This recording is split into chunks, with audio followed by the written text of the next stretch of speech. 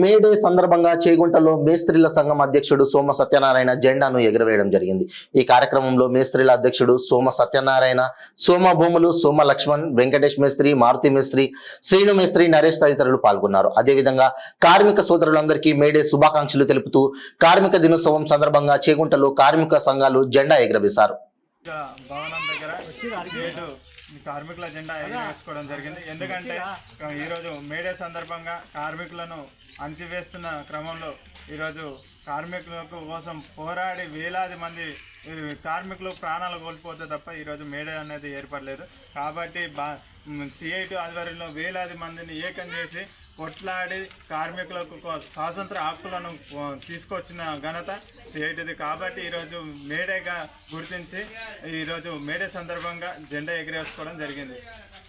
Jai CIT.